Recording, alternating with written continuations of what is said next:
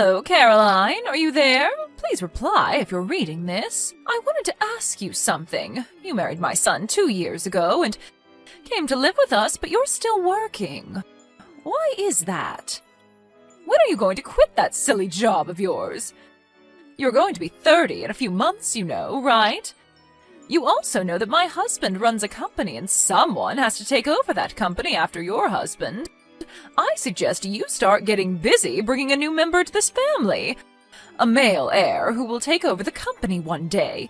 Have you even put any thought into having a child? Besides, I sure would like to see a grandson soon. Good morning, Mother. I think I mentioned this numerous times, but the person that will take over as the president of your husband's company will be determined on merit. That's how your husband wants it. He's not going to have a family member just take over because this person is a relative. Well, that's all very virtuous and all, but that's not the real world, Caroline. In reality, my husband's company has been run by 3 generations of this family. It's been handed down from father to son for generations, and our company has profited because of it. Merit alone will not suffice. There is a little thing called tradition, which you seem to be lacking, Caroline. It has already been decided that your husband James will eventually take over as the next company president, and after him, his son, my grandson. Yes, well, tradition is all very good and all, but times have changed, Mother. I'm not saying it's wrong. If the person taking over is competent, whether that be James or someone else, I'm all for it. Will you stop contradicting me? You always find a way to refute everything I say. My husband has informed me that you are a very competent and reliable employee, but your competence and this issue are completely different. You are in no position to determine company policy. You're just another employee. I suggest you keep your nose out of it. I think that applies to you more than it does to me, don't you think? Pardon me? The person that will be promoted to that position concerns all the employees, and that person's decisions affect us all. You've never in your life worked at your husband's company. It seems obvious that it's you that has no right to decide who becomes the next company president or any other position. How dare you? How could you say that? I'm this company president's wife, for God's sakes. I certainly do have the right. Yes, I'm quite aware of that, but that makes no difference whatsoever. Makes no difference? Have you lost your mind, Caroline? I'm in possession of all my faculties, thank you. Do you really think that just because you're the president's wife that you can make such an important decision? Well, I have the right to. Just doesn't seem logical to me is all. This is getting nowhere. All you have to do is just stop complaining and work on giving us a grandson so that someday he will be able to take over this company and continue this long-established custom. If you have time to spurt such nonsense, I suggest you use your time more wisely by having a child. Right now, I'm giving my work priority above all, and I've talked long and hard about this with Jim. Pardon me? I know you complain to Jim about this matter all the time, and he gets irritated because you're so bullheaded about it. But could you not take that frustration out on me? I have other things to worry about. Jim said that? I wasn't trying to be difficult or anything. Just so you know, Mother, Jim is sitting right next to me and seeing this entire conversation. What? Are you serious? Why didn't you say so before? You better be ready for a line text from him later on, and it won't be a very pleasant one, I can tell you that. You tricked me into this, didn't you? You had him sit down and witness this conversation. How could you? Even if I denied such an absurd allegation, you wouldn't believe me, so what can I say? This is getting really exasperating, Mother.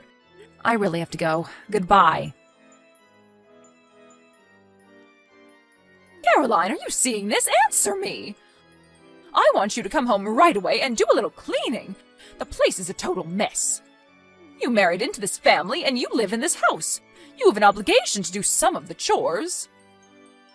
Sorry, Mother, I'm still at work and I have to do some overtime tonight. Got a project to finish up. Sorry. Are you serious? My husband left his position as president to become the chairman. There is not much time left for you to get to work conceiving a child. And why are you still working? There's no need. I want you to resign and stay home and fulfill your role as a wife. Excuse me? You want me to be an obedient little housewife? Is that it? Are you all right, Mother? You know I'm not the type.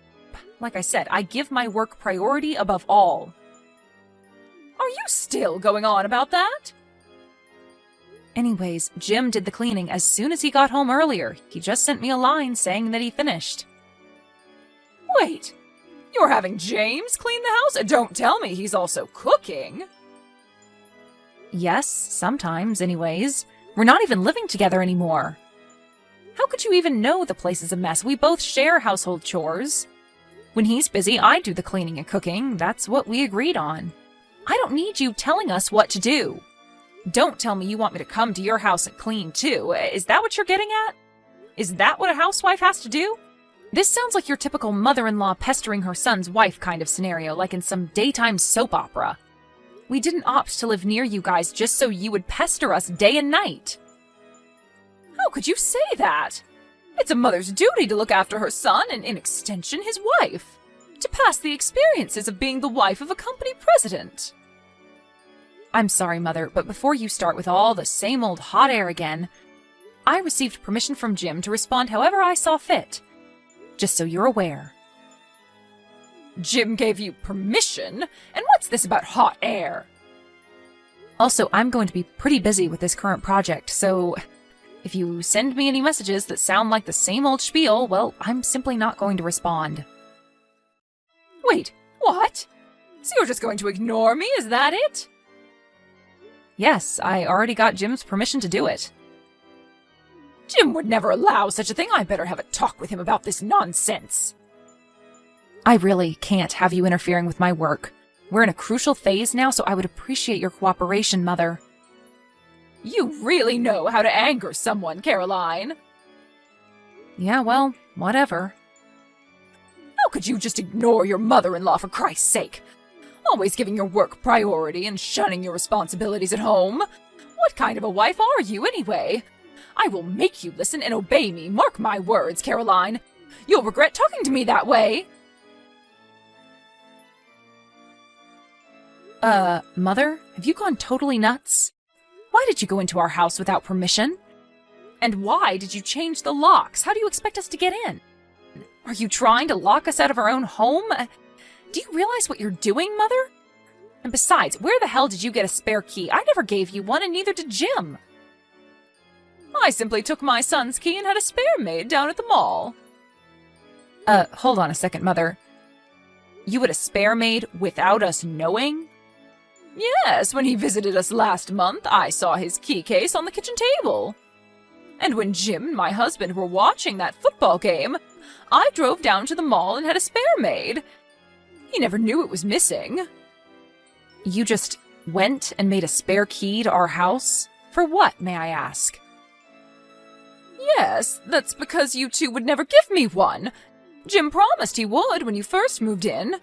If I don't have a spare, how am I supposed to go over there and check the place and see that you're doing your duty properly?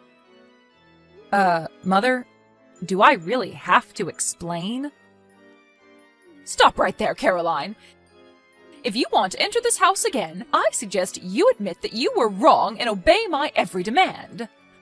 I want you to pledge that you will never disobey me, the mother of your husband, the current company chairman. And you mustn't forget that I'm the current president's mother. I want your solemn oath that you will never ever again defy or refuse to obey your mother-in-law. I want your word or you're not entering this house. Wait a second. Did you just say the current president's mother? I'm not sure I understand you. That's right. Why is it so surprising? Just leave company matters to the current president. That would be my son, and focus on conceiving a child. You're the president's wife. There's no reason for you to work. Do as I say, Caroline, or there will be consequences. If you're so dedicated to your job, well, you can continue, but that means you'll have to divorce my son. And that's final. Oh, okay. So that's what you want me to do, huh? You want me to just resign from this company? Am I understanding you correctly, Mother? That's exactly what I'm trying to tell you. Have you finally gotten that through your little head? There are plenty of other employees that can take your place. That's what a company is for. You work, and when your time comes, you retire to raise a family. It's the normal course of things. Simply just resign and focus on bringing us a grandson.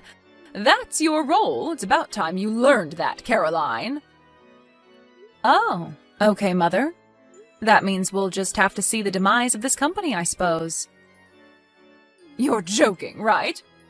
The company won't go under just because one of its employees resigns. You hold yourself in too much regard, my dear. Mother, you never fail to astound me.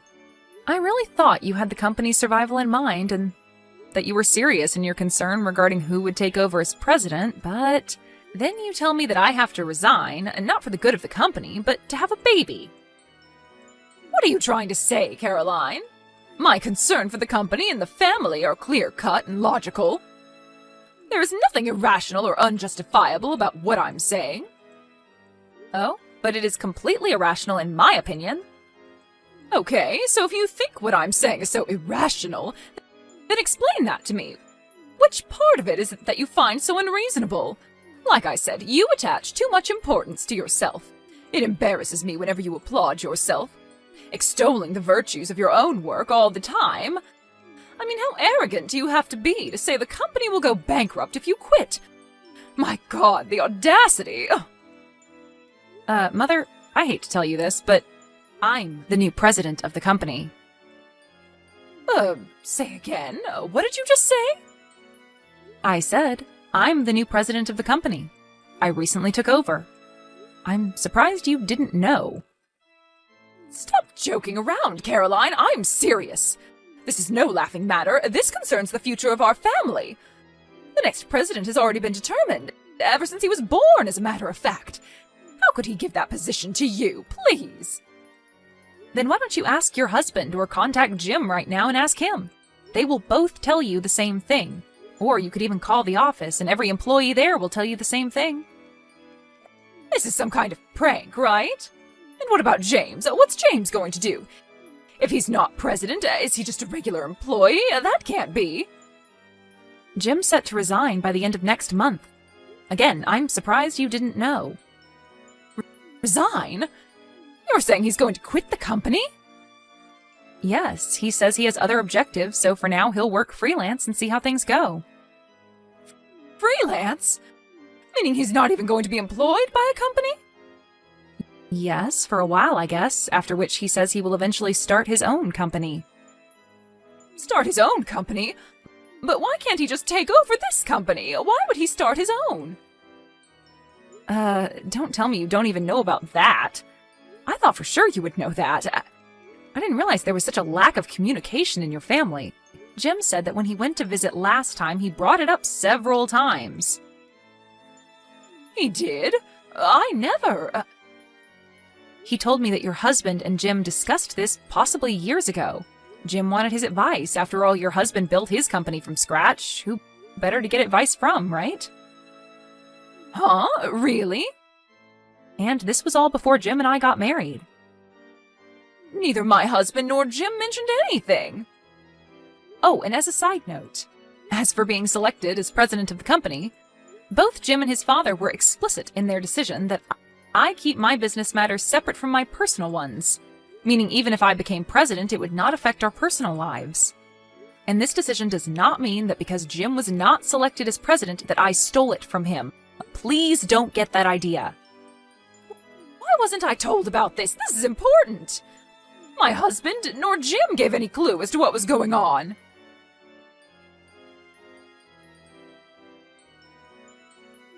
Caroline, answer me right this second. Why is my husband divorcing me? What did I do that was so wrong?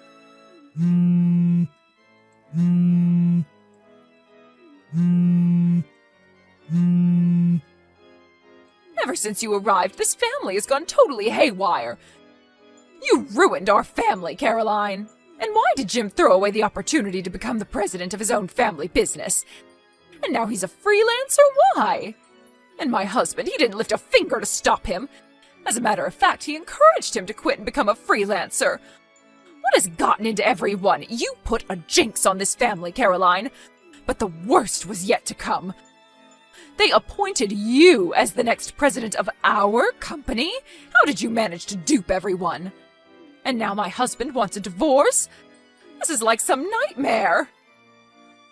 Well, for one thing, you came barging into the offices of our company announcing to everyone of your status as the president's wife, screaming and demanding that your son be appointed president and that after him, our non-existent son, your grandson, be in line to take over after him.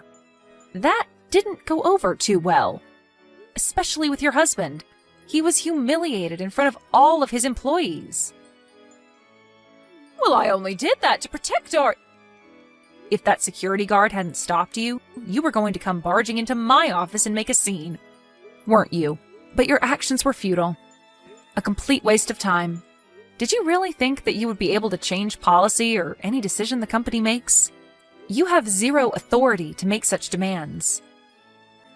But I'm the president's wife! It doesn't matter, Mother. I'm sure your husband told you many times about his frustration with the old traditions. That generation after generation you select a family member as president. It just didn't sit right with him. He wanted a more merit-based system. He believed a more equal and fair playing field would allow the company to grow beyond its wildest dreams, instead of clinging to old traditions. No, he never meant those things. He was always a family man, always followed tradition.